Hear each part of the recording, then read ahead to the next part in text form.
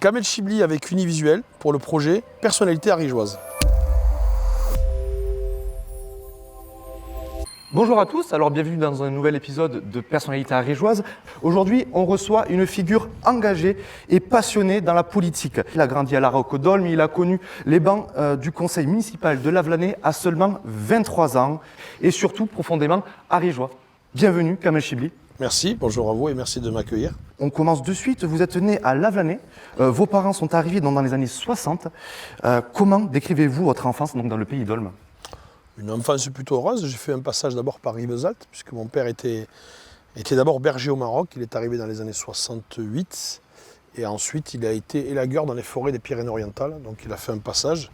On a habité à La Roque-Dolme. Et ensuite, moi, j'ai fait mon école maternelle à Rivesaltes. Et puis après, forcément, l'hôpital étant à Lavelanet, je suis né à Lavelanet. Puis finalement, on a déménagé à Lavelanet. Et donc, toute mon enfance, après, s'est faite à Lavelanet. Et puis, le cursus classique de jeunes qui part après au collège, au lycée. Et puis collège et lycée à Lavelanet. Collège, au lycée, il n'y avait pas Lavelanet. Le lycée, c'était à Foix, puisque c'était Gabriel Fauré. Mais effectivement, le collège, c'était plutôt à Lavelanet. Ben, ici, d'ailleurs, juste derrière, parce que c'est le collège Pasteur. C'est pour ça que j'ai voulu qu'on soit ici. Et puis derrière, bien sûr, une enfance plutôt heureuse. Une enfance, avec 3 frères et une sœur. Voilà, un papa qui travaillait beaucoup, qui a fait lagueur, maçon, qui s'est beaucoup investi. Des parents analphabètes qui ne savaient pas lire et écrire, toujours pas d'ailleurs, mais qui nous ont beaucoup donné l'amour familial, la passion, et tout faire pour qu'on réussisse malgré des conditions de ressources qui sont plutôt modestes. Voilà, faut le dire, on est plutôt issu d'une famille très modeste. Une famille d'ouvriers. Oui, d'ouvriers. Modeste. Une maman au foyer qui s'occupait des 4 enfants, Ouais. Un papa qui allait chercher de l'argent pour faire vivre sa famille, une enfance plutôt heureuse avec une maman qui était très proche, qui se battait pour nous amener à faire des activités, ici notamment, le foot et le rugby. Et donc ouais, c'est une enfance plutôt... j'ai pas à me plaindre, j'ai été plutôt... Après on n'avait pas tout ce qu'on pouvait avoir, ce qui est normal, mais c'est pas pour autant qu'on a eu une enfance malheureuse. Moi j'étais très heureux. Tu l'as dit, on est sur le City Stade de Lavelanet. Ouais. C'est un endroit qui te tenait à cœur, c'est ici que tu voulais faire l'interview ? Oui, c'est ici parce qu'en fait, là il y a 2 City Stades ici, parce que d'abord c'est un endroit qu'on a beaucoup utilisé quand on est jeune à Lavelanet. Un endroit qui m'a marqué beaucoup parce que quand j'ai été élu municipal, en fait, ça a été un des projets phares qu'on a travaillé en tant que jeune. Moi, quand j'étais jeune, je me battais contre les politiques. Je leur disais, vous ne nous écoutez pas, vous faites rien pour nous, on s'ennuie. Et ce City Stade, c'est un projet qui date d'il y a 20 ans. Et il a mis du temps à émerger. C'était d'ailleurs le seul de ce niveau-là, au niveau arigeois. Et j'avais inauguré ici en jouant un peu au foot, et je me rappelle. Donc, c'est des beaux souvenirs. Et puis, surtout, ça laisse une trace pour tous les jeunes qui aujourd'hui l'utilisent quasiment tous les jours. Alors aujourd'hui non, parce que forcément il y a école, on va dire, le matin. Mais pour moi c'est symbolique du monde associatif, du travail que j'ai fait et le fait de laisser une trace aux jeunes générations. Donc symboliquement. Et puis le sport, je suis un grand passionné. On y reviendra bien sûr sur le sport. On peut se tutoyer ? Sans problème. Parce que j'ai fait des va-et-vient entre le mouvement et le tutoiement. Ça me va très bien. Ouais. Je suis très à l'aise là-dessus, donc il n'y a pas de souci. On se tutoie dans la vraie vie, alors du coup on va le faire ici face caméra, on va rester naturel. Exactement. C'est le but de l'interview. Avec grand plaisir. À seulement 23 ans, je l'ai dit, tu as été élu à Lavelanet, mais qu'est-ce qui t'a poussé à à rentrer au conseil municipal si tôt ? En fait, je ne suis pas rentré, parce que j'étais d'abord militant associatif à Lavelanet. On avait créé une association qui s'appelait Oxy_Jeunes. En fait, c'est donner de l'oxygène aux jeunes, et donc on a fait une phrase qui s'appelle Oxygène. C'était dans les années 95-96, et cette association, c'était le but d'essayer de dire un peu qu'on n'était pas assez écouté, qu'on a envie de bouger, faire des choses pour les jeunes s'ennuyaient, lutter contre cet immobilisme. Et donc du coup, cette association, elle a beaucoup mûri, elle a beaucoup travaillé, on se retrouve avec beaucoup de jeunes qui ont adhéré, on a fait plein d'événements culturels et sportifs, on a sillonné le territoire national avec d'autres associations, et on s'est fait un nom. Et puis on s'est beaucoup investi pour essayer d'accompagner les jeunes dans leur vie quotidienne. Du coup, on a eu une aura assez forte, tellement forte et on ne connaissait pas du tout la politique. Moi, je ne savais pas ce que c'était la droite et la gauche, pour être clair. Pas du tout partisan. Et à cette époque-là, en fait, il y avait un homme qui s'appelait Jean-Pierre Bel, qui était sénateur et qui voulait reconquérir la ville de Lavelanet. Pardon de faire un peu de politique, qui était à droite, lui il était à gauche. Et en fait, il a vite vu qu'il y avait une association qui bougeait énormément, qui faisait des choses intéressantes. Et donc, il nous a sollicité pour nous demander des idées sur un programme municipal. Nous, on a dit pourquoi pas, puisqu'on se battait pour qu'on soit entendu, écouté. Et donc, on les a rencontrés à plusieurs reprises. Et à un moment donné, ils nous ont fait la proposition de dire nous, on aimerait bien que quelqu'un d'entre vous soit avec nous dans l'équipe. D'accord.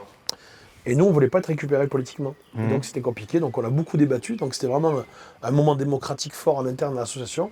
Et un choix qui a été fait en disant est-ce qu'on rentre à l'intérieur pour faire bouger les choses ou est-ce qu'on reste à l'extérieur, etc. On a majoritairement, c'était un peu un gros débat, mais finalement on a fait le choix de dire on va intégrer. C'était peut-être plus facile pour faire bouger les choses au final. Oui, après on était nombreux, mais le hasard fait que c'était tombé sur moi. C'était pas à la base sur moi. Je pense que c'était, pour être clair, c'était pas forcément moi qui venais chercher. Ouais. C'était quelqu'un d'autre. Et au final, je sais pas comment ça s'est passé là. Et finalement, c'était moi. Donc j'ai assisté à plusieurs réunions. Et on avait dit oui. Et du coup, je me suis retrouvé à intégrer la liste. En tout cas, un projet de liste. Et je savais pas ce que voulait dire éligible, non éligible. On a dit bon, on y va. On s'en foutait, nous on voulait le pouvoir. C'était juste de faire bouger les choses pour les jeunes. Et donc du coup, ça a cheminé comme ça. Ils ont appris à nous connaître. On est monté, je dirais, en crédit de confiance et de notoriété. Ils ont dit ah putain, il y a des jeunes qui savent parler, qui se bougent quand même derrière. Et du coup, ils nous ont proposé d'intégrer. Il s'avère qu'après, on a fait voter beaucoup les jeunes. Et on s'est retrouvé à être élu en 2001. Et je me suis retrouvé élu parce que j'étais très loin dans la liste. Et au fur et à mesure que les réunions passaient, Jean-Pierre Bel m'a proposé d'être un peu plus haut. J'étais, je crois, pour me souvenir, 17e de la liste. Le conseil municipal à Lavennes, c'est 29. Et donc, le fait qu'on ait gagné, il y a eu 20 ou 21 élus, ou 22 élus. Et du coup, je me suis trouvé élu municipal. Donc, c'était un grand moment d'émotion pour moi, pour tous les jeunes, pour tout le monde. Mais une immense responsabilité parce que du coup, je n'y venais pas à titre personnel. J'y venais en représentant un collectif, quoi. C'est ça, tu représentais un collectif. C'était nouveau aussi. Ah, mais ça n'a jamais existé. Ça n'a jamais existé, mais déjà très jeune, tu avais cette... En fait, c'est plutôt le goût de la passion de l'associatif. La politique, moi, je dis par rapport au monde qui m'entoure, je parle pas en Ariège, mais au niveau national, moi, je suis un ovni. Hein. Vraiment, je suis un ovni dans ce milieu-là parce que j'ai pas été formaté par un parti. J'ai pas fait les mouvements étudiants qui accompagnaient vers le parti, un parti politique. Moi, mon histoire, elle est associative, elle n'a rien à voir avec le reste. Moi, c'est le terrain. Et après, c'est l'opportunité. C'est pour ça que je suis un peu en décalage parfois avec d'autres. C'est ça, c'est le terrain qui t'a amené à un parcours. C'est le terrain qui m'a donné ce crédit-là. Et puis, c'est mes copains copines qui ont dit il faut qu'on y aille, il faut qu'on bouge les choses. Et après, là, l'histoire commence. Et comme quand on travaille, nous, on ne fait pas les choses à moitié, je me suis investi comme un fou à la Blanay pour essayer de faire des aménagements, des espaces de quartier, essayer de faire des choses qui ne se faisaient pas. Et après, il faut le dire aussi, Jean-Pierre Bel m'a donné cette opportunité, on va dire, de pouvoir exercer pleinement ma fonction. Et ça, tout le monde ne le fait pas, quoi. Donc, on l'a dit, déjà un parcours associatif très jeune, cette fibre de vouloir aider la population, et tu as même été éducateur spécialisé. Oui, j'étais... Donc, c'est que vraiment, il y avait ça. Moi, j'ai tout fait dans ma vie. Hein. J'ai travaillé dans l'agriculture. Je faisais les saisons. J'écritais le maïs, la verbelle pêche, Mirepoix. J'ai travaillé à la Blanay saisonnier dans les espaces verts. J'étais animateur, mais j'étais surtout animateur puis éducateur spécialisé. Mais j'étais animateur socio-éducatif. La fibre associative m'a amené à transmettre. Ici, on me connaît beaucoup plus comme l'animateur qui était à la cantine en train de s'occuper des gamins, faire les activités périscolaires. J'ai accompagné toute une génération aujourd'hui qui ont sûrement ton âge aujourd'hui et qui me connaissent par ça. Donc, c'est mon histoire, mais c'est vrai que c'est ce qui m'a amené à la passion. Et quand on est animateur, qu'on s'occupe des gamins et des jeunes sur des activités dans un cadre aussi exceptionnel que celui-là, c'est des moments qui marquent. Donc ça m'a beaucoup aidé. Puis la fibre de la jeunesse, ça a toujours été quelque chose qui était né, tu as compris. Monde associatif, animateur. J'ai même travaillé au Monde Homme, j'étais skiman, donc tu vois, j'ai tout fait dans ma vie. J'ai même fait... et puis animateur, je m'occupais, parce que j'avais passé mon brevet de natation pour accompagner notamment les sorties dans les lacs et la mer. Et puis après, forcément, cette fibre, j'ai eu l'opportunité d'avoir un emploi jeune. C'était à l'époque de Lionel Jospin, alors c'était très longtemps. Pour être éducateur spécialisé dans une structure qui s'occupait des enfants en grande souffrance, grande difficulté. Et donc j'étais très jeune aussi, et là j'ai commencé, ça a été des moments difficiles, parce que c'est des jeunes terriblement en souffrance, en grande difficulté, parce qu'on parle beaucoup d'ailleurs en ce moment de la santé mentale de nos jeunes. Mais ça m'a beaucoup appris, mais ça m'a forgé aussi, parce que du coup c'est une expérience qui reste quand même très forte. Quand tu vois la misère, la difficulté sociale, familiale, le cadre familial en souffrance, d'abord, ça te relativise beaucoup. Bien sûr. Et puis surtout, quand tu as 23, 24 ans, 25 ans que tu exerces ça... Ça a peut-être été moteur pour toi, dans ta carrière. Tout a été moteur, en fait. De mon parcours de gamin qui a 16-17 ans, qui crée une association avec une bande de copains. Et d'ailleurs, j'avais 15 ans, qu'il y avait une association qui s'appelait Amitié Marne dans la Cité de la Marne, parce que j'ai habité beaucoup à la Cité de la Marne, qui était en lien avec les HLM. Ça a été le début. Je n'étais pas dans l'associatif, mais j'ai commencé à voir les grands frères, les plus âgés, comment ils travaillaient, etc. Mais ça a été... C'est vraiment, pour moi, si je dois résumer sur mon histoire politique, elle se résume à mon engagement associatif et au titre de la jeunesse. Ça, c'est ce qui m'a après fait gravir les échelons et qui m'a gardé le goût de la passion des jeunes et des autres. On va parler de ton parcours, c'est juste après, hein, ton parcours et tes ambitions politiques, on va vraiment comprendre où tu en es arrivé aujourd'hui. Mais avant cela, pour toi, avec le recul, c'est quoi le secret de la réussite en Ariège? Secret de la réussite en Ariège, c'est, je pense qu'elle est liée d'abord à son histoire, c'est-à-dire l'attachement de son territoire. Avoir l'envie de sortir des chemins, des sentiers battus, c'est vraiment être un peu oser faire les choses. Parce que quand on est en Ariège, on a peut-être le sentiment d'être éloigné des grandes villes, qu'on est les moins entendus, les moins écoutés, les moins accompagnés. On a ce sentiment parfois de ce que j'appellerais un peu le côté Calimero un peu. Ouais. Et pour moi, réussir, c'est créer le phénomène inverse, c'est-à-dire considérer que c'est parce qu'on est tellement loin de tout, qu'on a peut-être une histoire familiale ou personnelle qui n'est pas celle de grands notables, qu'il faut montrer que ce chemin de réussite est possible en fait. Ouais. C'est un peu l'histoire de ma vie, hein, franchement. C'est-à-dire que c'est pas parce qu'on est en Ariège qu'on ne peut pas réussir, qu'on ne peut pas se faire un nom et qu'on ne peut pas exister dans le paysage politique. Pas pour exister, mais exister sur les choses qu'on sait faire. Et puis, pour réussir, il faut aussi, parce que c'est ce qui nous a beaucoup parfois manqué en Ariège, un peu d'ambition et de vision. Oser? Ah, il faut oser, oui, bien sûr. Ben, moi, j'ai osé dans ma vie. Hein. Ouais. Quand on est issu de rien, bien sûr. Quand on n'a jamais rien eu, qu'on a toujours été des pauvres, on a de l'audace. Soit on est résigné, soit on a de l'audace. Tout le monde n'est pas audacieux. C'est difficile d'être audacieux. Bien sûr. C'est pour ça qu'il faut que moi-même et d'autres tendent la main à ceux qui n'ont pas été capables d'avoir cette chance, d'avoir la bonne connaissance, le bon coup de main. Il faut leur dire que c'est possible. Mon parcours est l'histoire même que c'est possible. Moi, j'ai 2 parents analphabètes. Mes parents arrivent du Maroc. Moi, l'Ariège, c'est mon pays, c'est mon histoire, c'est mon département. J'y suis attaché comme personne ne peut être attaché. J'exagère parce qu'il y a beaucoup d'autres qui sont attachés, mais j'y suis très attaché. Oui. Ah, moi, je revendique tous les jours et je dois toute mon évolution aux Ariégeois et aux Ariégeoises. Je dois tout à eux, je leur dois tout. Et je leur rends chaque fois, j'essaie de leur rendre parce que c'est ma fierté. Puis on le voit hein, par ton parcours, aujourd'hui, tu œuvres pour l'Ariège au national. Ouais, oui. Ça, on y reviendra. Ouais. En 2006, donc, tu as été conseiller de Ségolène Royal. En 2011, donc, au Sénat. En 2015, vice-président de la région. Est-ce que tu peux nous raconter un peu ton parcours professionnel jusqu'à aujourd'hui? Je vais le faire court parce qu'il est très long. Je sais bien, ouais. Et que je pense que sinon, on va perdre la plupart des gens. Les grandes lignes. Hein, pour qu'on puisse les grandes lignes, en fait. Donc, tu as compris mon parcours associatif, parcours élu. Donc, j'apprends, je découvre. Voilà, on me demande de m'engager un peu plus. Donc il y a des élections présidentielles qui arrivent, on me demande d'être un peu engagé. À l'époque, il y avait l'histoire de 2002, pour peut-être certains ne sont pas nés, il y avait l'histoire de Lionel Jospin, Jean-Marie Le Pen, etc. Je me suis engagé quasiment au moment où Jean-Marie Le Pen était au 2e tour de la présidentielle. C'était un déclic pour moi. Engagé dans un parti, hein. Au Parti Socialiste, je me suis engagé. Et depuis, je n'ai pas lâché cette dynamique-là.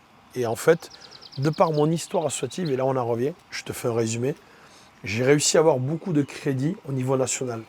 À tel point que quand l'engagement de la présidentielle arrive en 2006, Ségolène Royal m'a sollicité pour faire partie de l'équipe de campagne, parce que j'avais une amie très proche qui m'a connu quand j'avais 16 ans, qui était à Paris, qui était l'ancienne conseillère de François Mitterrand, qui s'appelait Sophie Boucher-Petersen, et qui dit là, il y a un terreau de jeunes qui ont envie, qui ont des idées, qui sont en capacité de mobiliser une génération, qu'elles soient dans les quartiers, dans les zones rurales, qui sont oubliées, pour vraiment vous donner leurs attentes. Et là, c'est un cheminement qui m'a fait bondir parce que du coup, je me suis retrouvé dans l'équipe de campagne de Ségolène Royal, au cœur de la machine.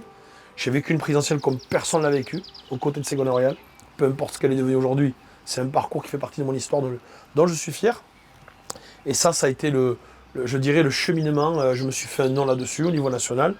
Et derrière, j'ai cheminé. J'étais candidat aux Européennes à 2 reprises pour apprendre, en 2009 et 2014, me semble-t-il, oui. En 2009-2014, j'étais candidat, pas éligible, mais juste pour apprendre aussi, et puis pour donner aussi le retour de ce que pouvait penser un jeune et des jeunes que je pouvais représenter, et puis même des gens qui sont issus de mes territoires. Et puis, donc là, je le fais bref, je suis devenu secrétaire général des Aires d'Avenir. C'était l'association qui avait constitué le corps de la démarche participative de Ségolène Royal. À l'époque, on en parlait à peine. Aujourd'hui, on en parle tous les jours. Ouais. Et ça a été, voilà, j'ai été le patron de cette structure qui m'a donné, on va dire, une autorité nationale. Et puis, bien sûr, j'ai continué à être élu en l'année, puisque j'ai été élu pendant 2 mandats, 14 ans. Hein. Oui. J'ai été adjoint après à toutes les fonctions, après avec Marc Sanchez. Et puis, bien sûr, je me suis beaucoup investi sur la station de ski des Monts-d'Or. Mais donc après, et je te fais en bref, le cheminement des élections candidats non élus, mais pour expérience, parce que moi, j'ai quand même attendu 20 ans avant d'être à la région. Il y en a certains, ils arrivent, ils ont tout cuit. Moi, j'ai... C'était une vraie volonté vraiment d'attendre 20 ans? Pas du tout. Ça s'est fait comme ça? Tu sais, le monde politique, il n'est pas facile. Hein. Il est J'imagine. très compliqué. Hein. Crois pas qu'on te tend la main facilement. Soit pour beaucoup de gens, tu es illégitime, soit pour d'autres, il n'y a pas de raison que ça soit toi, parce que les postes sont très difficiles. Moi, j'ai jamais fait carrière en politique. Alors là, certains pourront dire, mais rien n'était prévu de tout ça. Rien n'était prévu. Je voulais aller à la région parce que le mandat régional me plaisait, c'était à l'époque des Midi-Pyrénées. Il y a eu un échec, parce que, tu sais, avant d'arriver à être candidat, il faut passer l'étape du feu qui est celle du Parti Socialiste, en interne. En interne, oui. Je ne peux pas le dire aux gens qui nous occupent, parce que ce serait très compliqué, mais c'est toute une... Il faut présenter, il faut faire en sorte d'amener ton expérience. D'abord faire ses preuves donc en Ben interne. oui, puis il faut arriver à avoir la confiance de tes pairs avant d'aller chercher la confiance des électeurs. Et ça a plutôt bien marché, mais il y a eu un échec, donc j'ai pas été choisi.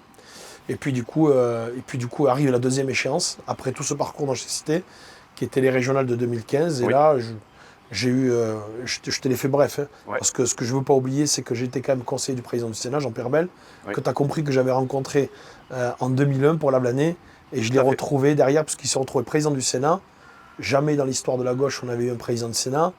Et donc, il a voulu me solliciter pour l'accompagner dans ce travail. Ça a été énorme. Et comment tu arrives à avoir une opportunité, que ce soit avec Madame Royal ou avec le président du Sénat? En fait, c'est une histoire. D'abord, c'est une histoire d'hommes et de femmes, de rencontres. L'histoire de Ségolène Royal et l'histoire de Jean-Pierre Bel à la base, c'est le crédit confiance du parcours, en fait, de ce qu'on a fait. Faut pas ce truc. Je ne suis pas allé me vendre. Moi, je suis allé voir personne. C'est eux qui ont considéré qu'on représentait quelque chose qui n'était pas inintéressant. Donc, ça, à la base, c'est ça. C'est l'expérience, le savoir-faire. C'est vrai qu'entre une campagne présidentielle au cœur de la machine et se retrouver aux côtés du deuxième personnage de l'État pour mettre en place une politique jeunesse, diversité, quartier, culturel, etc., et s'occuper des affaires réservées, c'est-à-dire des affaires territoriales régionales, c'était une responsabilité immense. J'avais même pas 30 ans.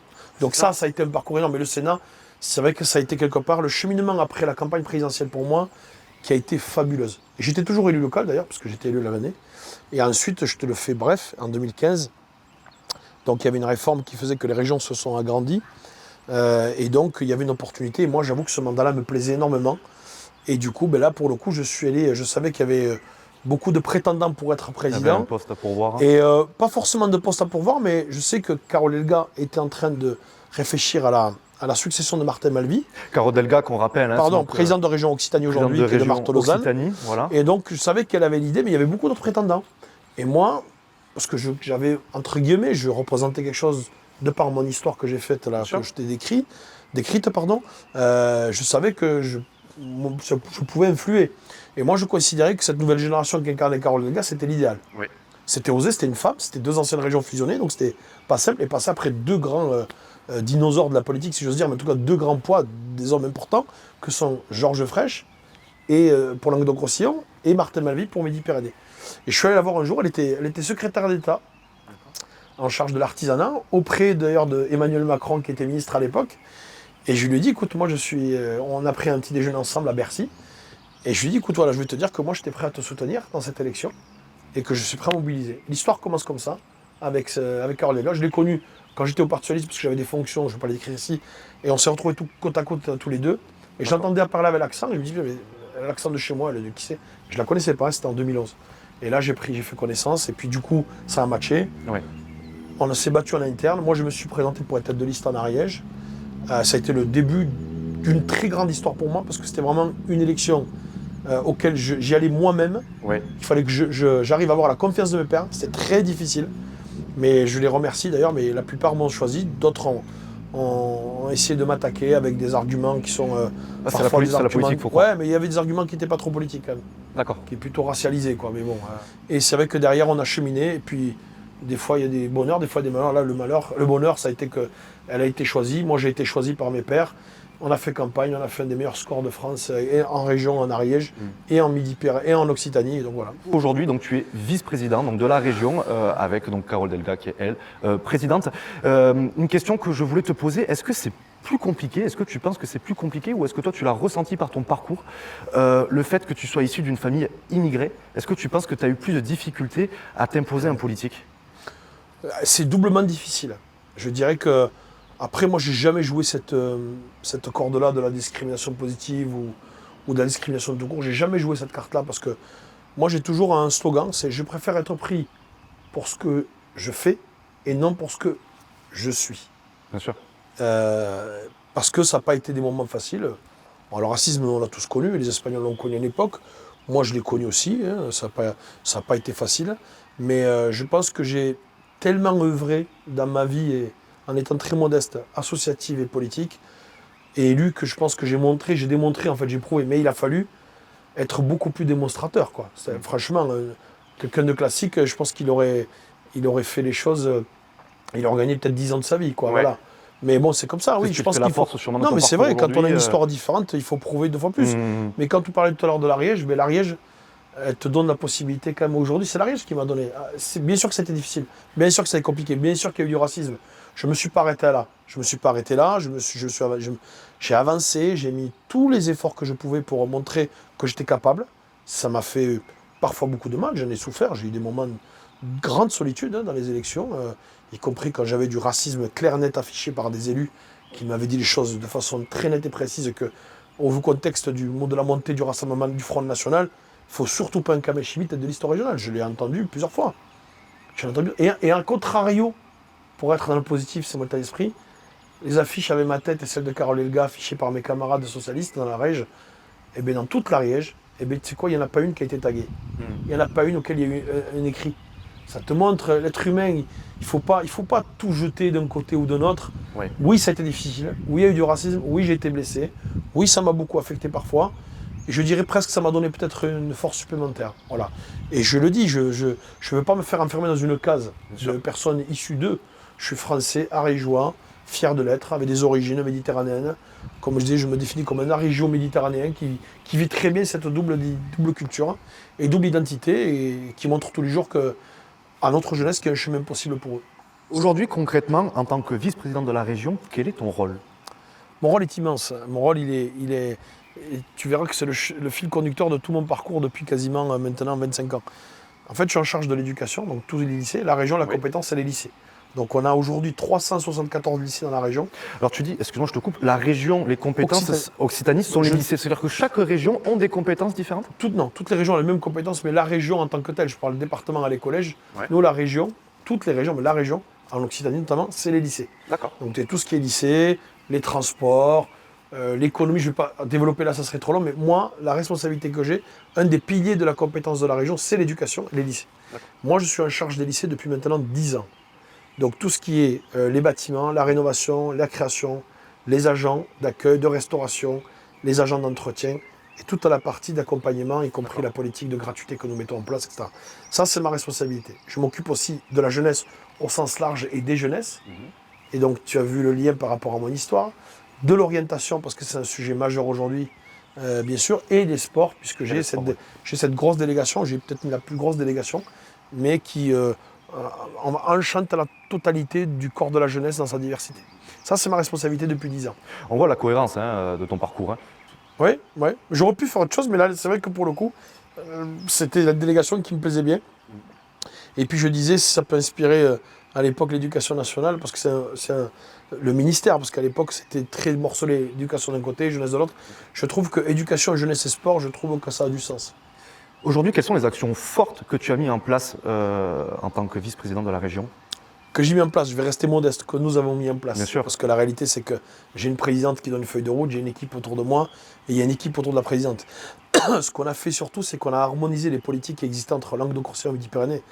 La question de l'ordi qu'on distribue à tous les élèves de seconde gratuitement, qui permet à ce que l'élève puisse l'utiliser en classe à des fins pédagogiques, est un des éléments. La gratuité des manuels scolaires qu'on distribue à chaque lycée, qui permet notamment aux élèves, parce qu'on a quand même des foyers très modestes, des familles qui ont des difficultés. Ça, c'est une fierté, la gratuité des manuels. On parle beaucoup de la gratuité de l'école publique et laïque. Là, aujourd'hui, on a la gratuité des manuels scolaires, la gratuité des premiers équipements, c'est-à-dire quoi? Quand on est un élève, ici, vous avez le lycée Jacquard à côté, quand j'ai choisi la filière eau ou peu importe chaudronnerie, et bien j'ai toute la mallette pédagogique qui est gratuite, qui est livrée par la région. C'est une économie en gros de 300 à 1000 euros par élève, ce qui est énorme. Donc tout ça, et plus le transport scolaire gratuit, ça c'est une fierté. Toute cette politique de gratuité d'accompagnement des élèves, c'est une fierté. Puis une des deuxièmes, parce qu'on est dans un territoire où la production et l'agriculture est un élément incontournable, c'est la question d'amplifier la volonté de faire de l'Occitanie dans mon assiette une réalité du quotidien, c'est-à-dire en gros que la consommation des produits dans l'assiette de nos jeunes soit 100% locale. Oui. Et ça, c'est un combat de tous les jours et c'est un sujet tellement majeur, la souveraineté alimentaire, dans un contexte où le monde est en feu. Et on l'a vu avec l'énergie, il y a des inquiétudes de souveraineté alimentaire. Et là, aujourd'hui, on a la chance d'avoir des producteurs qui travaillent la terre et qui nous permettent de manger du produit de qualité. Et c'est important pour les familles, pour nos élèves. C'est aussi leur donner le sens de savoir ce qu'est un produit, d'où vient un produit exactement. Et puis, consommer local, on le voit. On essaie de revenir au local de plus en plus. C'est pas suffisant, mais il faut accélérer. Il faut accélérer la chose, mais déjà, il y a des choses qui sont mises en place. Hein. Oui, bien sûr. Nous, c'est ce qu'on fait. Ouais. Donc, quand tu me dis fierté, il y en a tellement, mais la politique d'accompagnement des élèves et des familles, c'est une fierté. D'ailleurs, on est beaucoup connus au niveau national pour ça. Il y en a plein de choses où je suis fier, mais sinon, on va faire 2 heures d'émission. Bien sûr. On le voit, tu l'as dit, le monde est en feu aujourd'hui. On voit la difficulté que nos jeunes, pas que les jeunes, mais on va parler des jeunes, les jeunes ont dans notre société.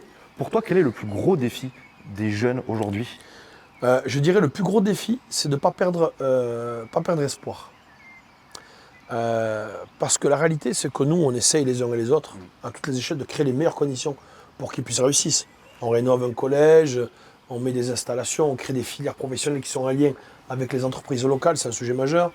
On essaie de créer les conditions pour que les entreprises viennent se présenter dans les collèges, les lycées, pour qu'ils puissent voir. Parce que la réussite d'un enfant, c'est qu'il trouve sa voie et qu'il s'insère dans le monde de l'emploi et qu'il puisse trouver un emploi qui lui permette de vivre et faire vivre sa famille. Je veux dire, ça date des siècles, mais c'est une histoire aujourd'hui encore. Même si le Covid, tout a changé, parce que la mentalité, le mental des gens et la psychologie des gens est devenue très difficile. Ouais. Mais moi, l'objectif, c'est de ne pas perdre foi en l'avenir. Et ça, c'est notre combat quotidien. Parce que ça, c'est abstrait, mais c'est tellement important. Parce que quand tu perds l'espoir, tout derrière dégringole. Et donc, il faut garder ça. Après, c'est à nous, les politiques, toutes échelons confondus, à faire en sorte que tous les ingrédients soient là. Je te parlais de gratuité scolaire, je te parlais du transport scolaire gratuit, la question des mobilités. Après, on peut aller plein de choses. On peut parler des services publics, la santé, tout ça, c'est des sujets, bien sûr, éminemment majeurs. Mais si on se focalise sur nos jeunes, c'est de leur donner la possibilité de se dire « j'ai un avenir possible et paisible dans mon territoire ou dans ma région ou dans mon pays ». Peu importe, les gens ils peuvent voyager, c'est important. Oui. Le voyage forme la jeunesse. Mais c'est important d'avoir ça. Parce que le jour où tu perds ça, tu perds tout. Tu perds tout, ouais. Aujourd'hui, on le voit, les jeunes ont de moins en moins confiance à la politique, ou peut-être ne la comprennent pas. Qu'est-ce que tu répondrais à ces jeunes qui ont plus confiance à la politique ? C'est compliqué parce qu'on est dans un monde qui est tourné vers les médias, les réseaux sociaux. Tu peux faire, heureusement que nous, à l'échelle locale, je parle d'élu local parce que je considère, moi aussi, comme un élu local, c'est qu'on est à portée d'engueulade et qu'on est au contact des gens et qu'ils voient concrètement ce que l'on fait tous les jours pour eux. Mais quand il regardent la télé ou les réseaux, la moindre affaire, la moindre bêtise, les moindres engueulades, on le voit dans la bordélisation de l'Assemblée nationale depuis des années, ça donne une stress à l'image. Je pense que la jeunesse, elle est très politisée, au sens noble du terme. On a une jeunesse très engagée, différemment de ce que j'ai connu moi il y a 25 ans, mais très engagée. Ça serait lié aux réseaux sociaux, tu penses ? Pas que, mais non, mais le média, on n'avait pas de chaîne info en continu il y a 15 ans, on arrive 20 ans. On voit bien, le moindre truc, c'est toute la journée, on le passe. Donc si tu veux, il y a une espèce de lobotisation des gens qui n'existait pas à l'époque. Ça fait partie du jeu, malheureusement, que je n'accepte pas, mais que je suis obligé de vivre avec. Mais non, la jeunesse, je pense que d'avoir ce contact direct avec eux, pour échanger, comme j'ai fait hier, j'étais au lycée de Prades.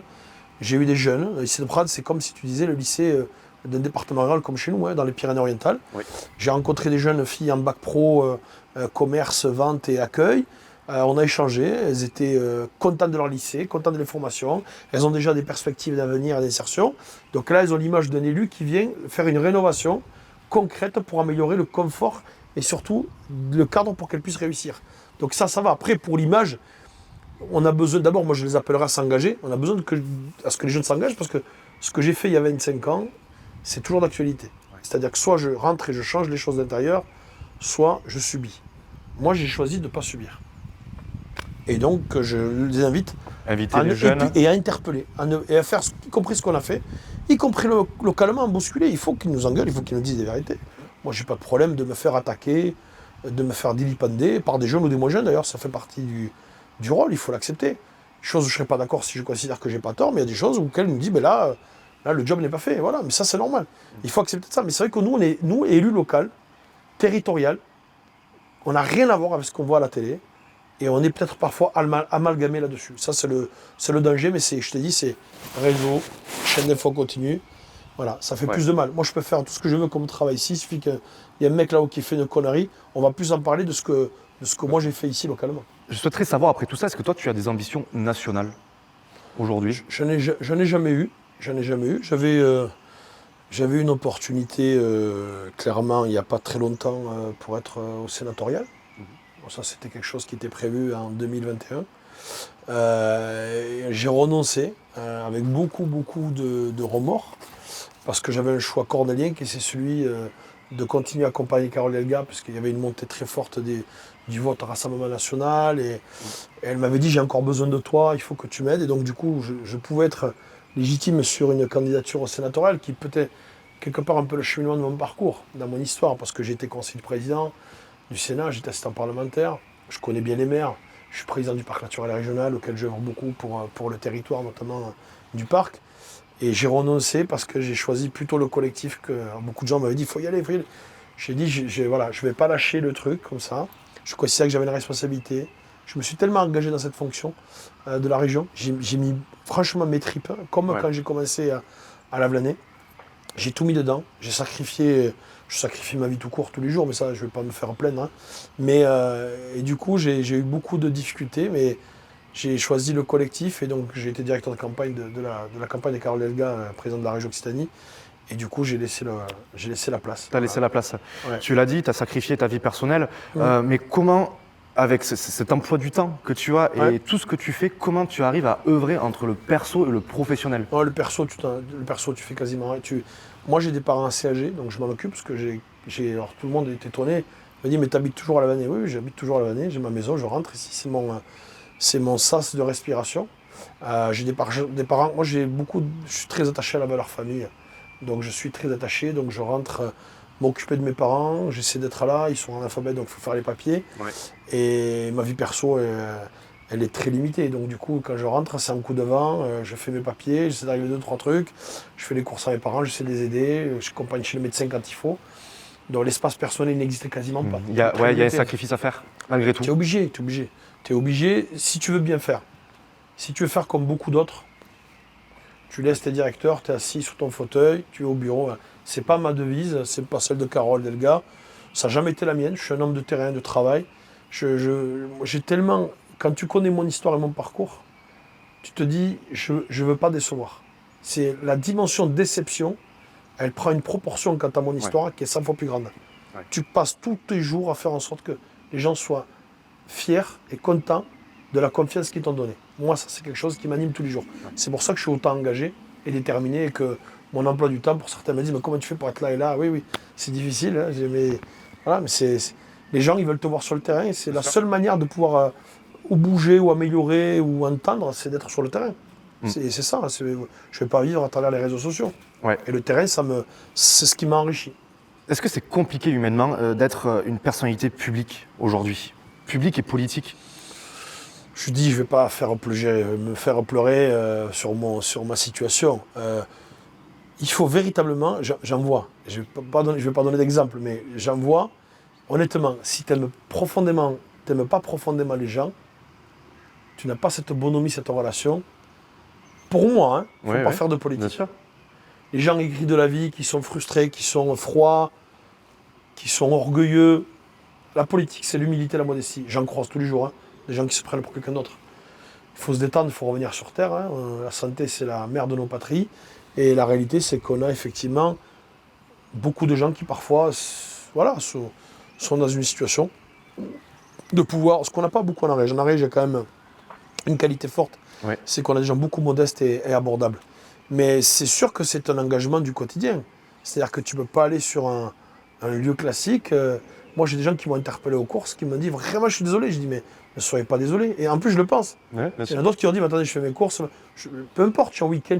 Moi, je ne sépare pas le temps de ma vie. Je peux être aux courses avec mes parents, quelqu'un qui m'interpelle parce qu'il considère qu'il a en face de lui un élu qui peut régler un problème personnel qu'il a. Mais c'est normal. C'est ce qu'on appelle tendre la main. Moi, je suis dans cette démarche-là.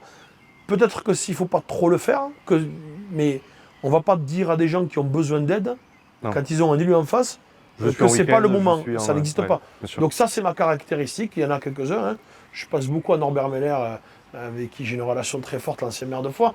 Il était, lui, comme ça déjà. Donc, il est comme ça. Moi, je suis comme ça. Mais je suis comme ça naturellement. Je ne suis pas comme ça parce qu'il faut être comme ça. Pour clôturer cette partie-là, si toi, tu devais donner 2-3 conseils à une personne, un jeune ou un moins jeune, qui souhaiterait entamer une carrière politique ou en tout cas se lancer. Je lui dirais qu'il ose le faire, qu'il ose faire le pas d'aller vers la personne qui pense, qui est peut-être la plus à même pour lui proposer quelque chose et qui ne doute pas de ses capacités. Moi, mon histoire, c'est que j'avais rien de prédéfini, rien qui était imaginé que je puisse devenir ce que je suis aujourd'hui en restant très modeste. Et donc, si moi je peux le faire, beaucoup d'autres peuvent le faire. Moi, je fais mon tour des lycées où je rencontre des jeunes, y compris des jeunes qui ont des difficultés, qui ont un parcours de vie parfois très difficile, esquinté par la vie, et je passe mon temps à leur dire que c'est possible. Et tu peux pas t'imaginer la lueur des sports, et quand les jeunes, tu as encore des jeunes qui me regardent, qui me disent, mais il est vice-président de la région, ils sont assez impressionnés. Et ils sont fiers, donc il faut qu'on fasse en sorte, tu sais, on n'est pas honnêtement, je te le dis avec le cœur, mais on n'est pas éternellement dans nos fonctions. Les fonctions, elles ne sont pas à vie. Non. Ce qu'il faut, c'est faire en sorte de bien faire les choses quand il y est. Quand il n'y est plus. Moi, tu sais, le côté j'aurais dû, j'aurais su, j'aurais pu, c'est la bannière de ma vie. Ce n'est pas une conjugation que j'aime faire. Par contre, tant que je peux, tendre la main, donner la possibilité à quelqu'un, avoir une aide pour tel ou tel projet, c'est maintenant qu'il faut le faire. Quand tu n'es plus en fonction, c'est fini. Donc voilà, moi je leur dirais, engagez-vous et ayez confiance en vous. Franchement, je l'ai fait, c'est possible, tout le monde peut le faire. Si vous en avez envie, allez-y, foncez. Il faut donner de l'espoir. Ouais, bien sûr. L'espoir aux jeunes. Bien sûr. Leur dire que tout est possible, si on s'en donne les moyens. Exactement. Tu as participé à 2 grands événements majeurs, Ouais. Les JO et la Coupe du Monde de rugby. Ouais. Est-ce que tu peux nous expliquer à quel niveau tu as participé à ces grands événements? Ça fait partie des choses que je garderai en moi et qui resteront dans mon histoire. En fait, j'ai la chance d'être donc vice-président de la région en charge des sports. Et au niveau national, il y a les régions de France. Ouais. C'est une association comme les départements de France. Et en fait, les régions de France, je préside la commission éducation, jeunesse, des régions de France pour tous mes homologues de France métropolitaine et d'outre-mer. Et d'emblée, comme on est la région du rugby en France, il fallait nommer quelqu'un au conseil d'administration de ce qu'on appelait l'organisation de la Coupe du Monde de rugby en 2023. Et forcément, la terre de rugby en France, c'est l'Occitanie. Et donc, forcément, Carole Elga m'a dit, mais je lui dis, moi je suis candidat, je vais les représenter pour montrer qu'il faut que la Coupe du Monde soit une réussite pour les territoires. Que si elle réussit, elle réussira que si toutes les régions sont embarquées, y compris les régions où il n'y a pas de pratique de rugby. Et du coup, je me suis retrouvé dans le film depuis 2019, à participer quasiment toutes les semaines aux réunions de préparation. J'ai fait en sorte de marquer les clubs, d'embarquer les villes, d'embarquer les territoires, d'embarquer les villes hautes, faire en sorte que les licenciés puissent participer, avoir des matchs, mais aussi organiser des événements pour faire vivre le rugby féminin, le handi. Et tout ça fait partie de l'histoire, donc du coup j'étais au cœur, membre du conseil d'administration. Au cœur de l'organisation. Au cœur de l'organisation, au cœur de la livraison, au cœur des événements. Et je me suis retrouvé forcément à faire aussi plaisir à beaucoup de gamins dans la région, où on leur a donné la possibilité d'avoir des places pour accéder à des grands matchs. Je me rappelle une équipe aussi dans les Corbières, qui ont gagné, notamment je crois à Lavelanet qu'ils avaient gagné. On leur a donné des places pour aller voir Nouvelle-Zélande, je ne sais pas quel match. Bon, bref, voilà. Donc on a réussi à faire un plaisir, on a réussi à faire en sorte, même si l'équipe de France n'a pas gagné, mais je peux revendiquer le fait d'essayer d'avoir fait vivre la Coupe du Monde de rugby en Occitanie, malgré qu'on n'avait qu'un stade qui accueille les matchs et que forcément on n'a pas eu l'équipe de France, même si elle est venue en préparation, mais on a réussi à avoir 3 camps de base. Le Japon, je me suis battu pour qu'on ait le Japon à Toulouse, le Portugal à Perpignan qui a fait une Coupe du Monde extraordinaire, et bien évidemment les Samoa à Montpellier. Donc voilà, et ça c'était une fierté pour moi 2003. Et 2024, ben, c'est forcément c'est la cerise sur le gâteau. J'y participe dès le départ à la création.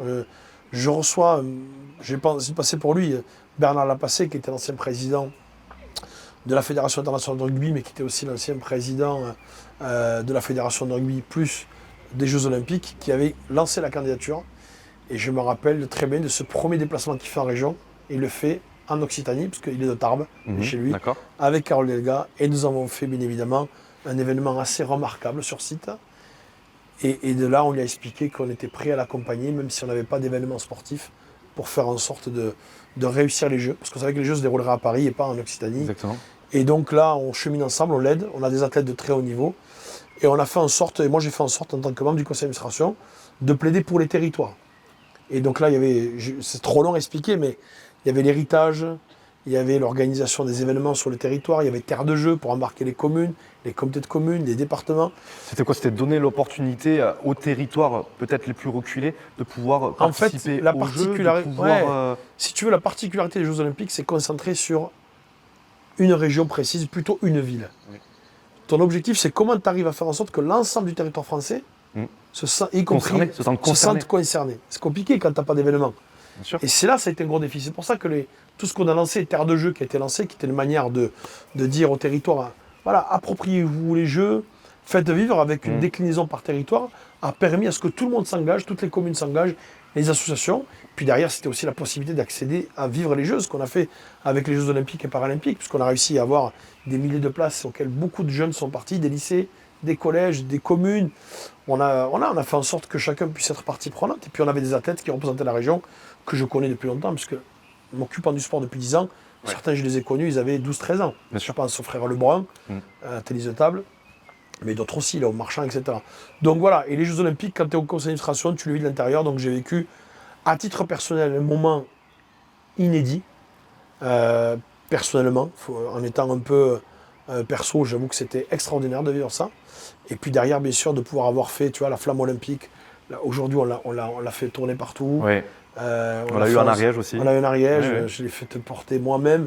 On a fait Périne-Lafont à Font-Romeu. Bon, on a essayé d'organiser les choses pour faire vivre aussi à l'Ariège ça. Mais voilà, je suis plutôt fier de ça parce que du coup, c'est une réussite sur le plan humain. C'est une réussite sur le plan de la France et de l'Ariège qui a aussi vécu ces Jeux. Et c'est une réussite au sens que l'héritage, c'est que tous sont mobilisés pour essayer d'accompagner le sport du mieux que l'on peut. Parce que quand on voit ce qu'on a pu vivre collectivement en France, après avoir vécu le Covid, etc., on se dit, si on peut en avoir tous les ans, ça nous ferait du bien au mental. C'est vrai. Quelle a été pour toi la plus grosse réussite des JO? La plus grosse réussite des JO, c'est faire nation et d'unifier la population. En fait, c'est le seul moment, je dirais, depuis quelques années maintenant, où on a l'impression qu'il n'y avait pas de distinction, pas de disparité, que tout le monde était uni, peu importe sa couleur de peau, son origine sociale, sa religion. Tout le monde a fait bloc. Et je trouve que ça, en termes de fraternité, parce que c'est un des triptyques de notre République française, là, pour le coup, l'incarnation de la fraternité, on l'a vu. Et là, c'était fabuleux. Et quelle a été la plus grosse difficulté de l'organisation des JO que toi, tu as pu rencontrer?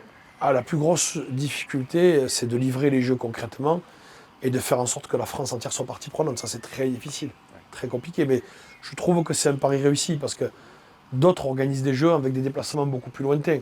Là, tout se déroulait à 1 heure et demie de Paris.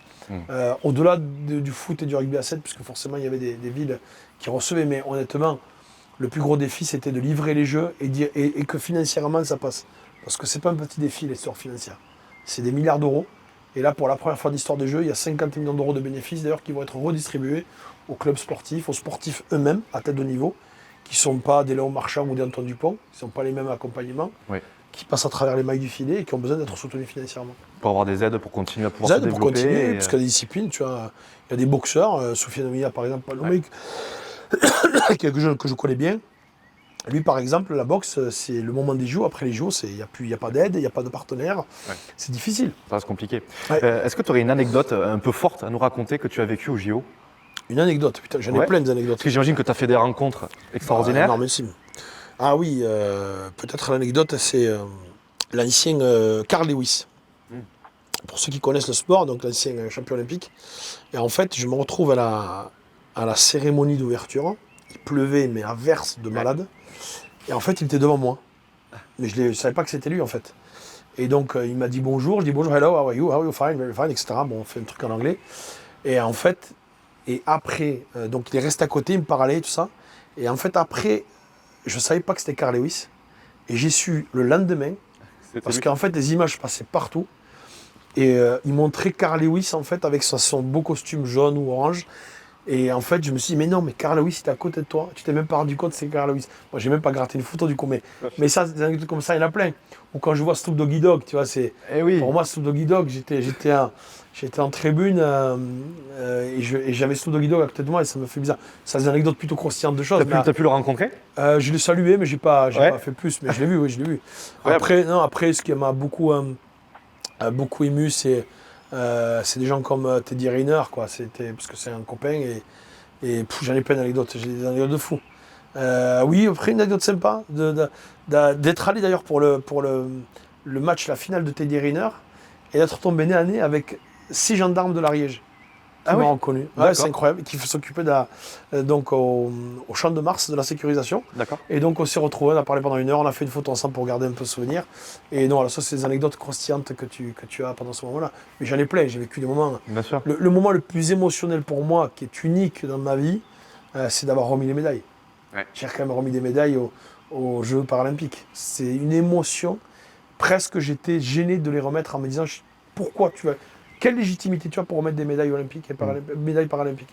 Je pense qu'il faut juste profiter du moment. Ouais, mais je te jure Ouais, que tu te poses la c'est- question. Hein. Quand Ouais. tu es dans la cérémonie, la fameuse chanson, et que on te cite ton nom dans le Stade de France pour dire la médaille, les médailles sont remises par M. Kamechibi, membre du conseil d'administration de Paris 2024, et que tu rentres dans le Stade de France en remettant des médailles avec les hymnes nationaux, je peux te garantir que tu te demandes, alors sauf pour ceux qui ont peur de rien, tu te demandes est-ce que c'est vraiment toi qui dois le remettre? Est-ce qu'il y a eu, c'est des frissons. il y a eu beaucoup de fierté, évidemment. Bien sûr. Mais est-ce qu'il y a eu un peu de peur quand même à ce niveau-là? Oui, Parce que ça peur doit pas être évident quand même de... En fait, si tu veux peur, dans le sens où moi qui étais au cœur de l'organisation, sur la sécurisation, peur d'un incident qui... certains médisants attendaient vraiment que ça se passe mal, que je pense que certains avaient misé, je vois quelques expressions de certains politiques, d'ailleurs de l'extrême gauche comme de l'extrême droite d'ailleurs, mais je pense que les Français ont montré que, et puis même l'organisation a montré qu'ils étaient en capacité, qu'on était en capacité d'organiser un événement de niveau Bien sûr.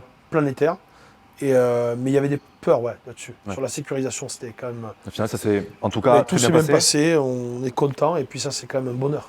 Pour revenir à l'Ariège, Ouais. on le sait, le développement c'est essentiel pour l'Ariège, mais certains ont peur de développer l'Ariège ou de surdévelopper l'Ariège, peur de perdre cette qualité de vie que l'on a aujourd'hui. Est-ce que tu le ressens? Je ressens des gens qui s'extrémisent de plus en plus. Je me ressens des gens qui sont contre tout tous les jours, ça j'en ressens. Je le vois, la société elle est devenue compliquée. On le voit avec la 69, sur Castres-Toulouse.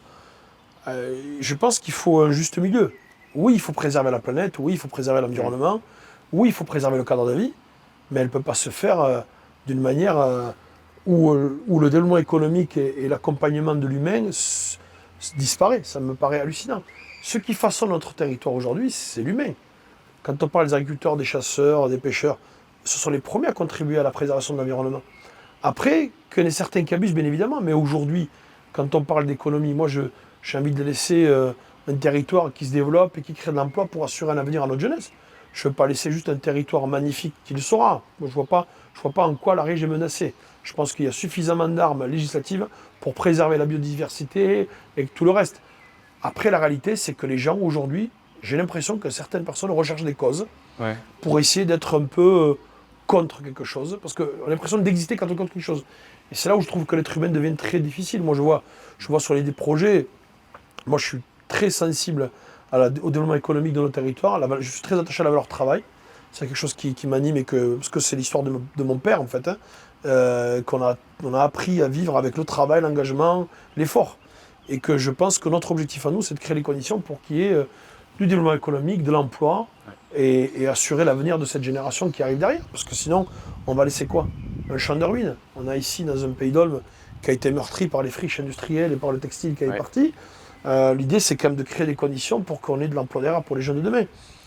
Alors là, vivre à la maison en étant tranquille, ça ne marche pas, quoi. Voilà, moi, c'est pas ma conception. On est dans faut développer. Ouais, et puis on aura des combats à mener, parce qu'il y a des gens aujourd'hui qui sont de plus en plus extrémisés, clairement. Et il ne faut pas lâcher. Moi, je le dis, on l'a vécu aux échéances passées, il ne faut pas qu'on lâche le moindre mètre là-dessus. Il faut voilà, avec beaucoup d'objectivité, mais il faut être tenace sur ce sujet. Pour clôturer donc cette interview, quelle est la vision future de l'Occitanie et plus précisément de l'Ariège? L'avenir, c'est...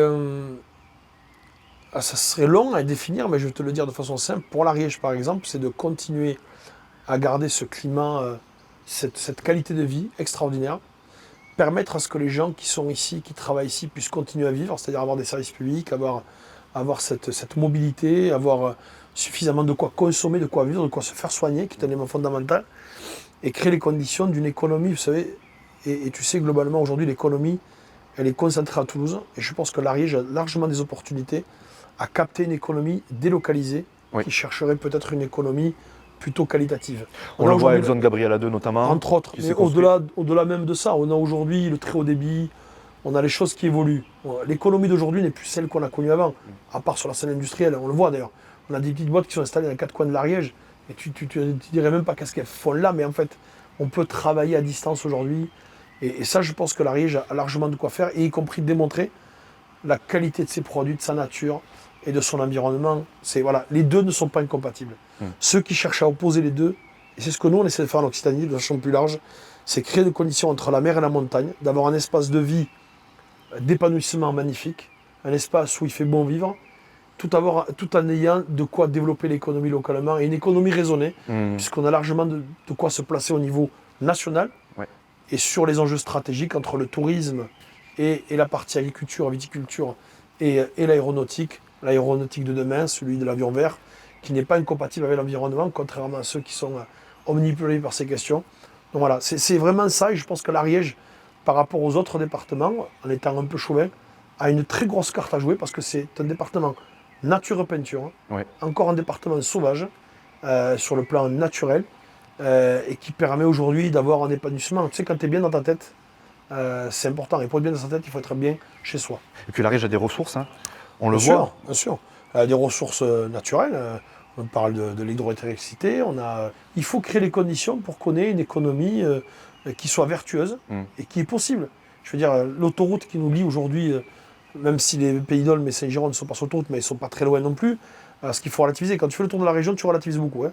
Je dis à mes copains et collègues ariégeois, quand tu fais le tour de l'Aveyron, quand tu vas dans le Gers, ceux qui te disent qu'on est enclavé, je les amène, je leur fais une petite balade, ils verront que l'enclavement, c'est tout sauf ce qu'on est aujourd'hui dans nos territoires.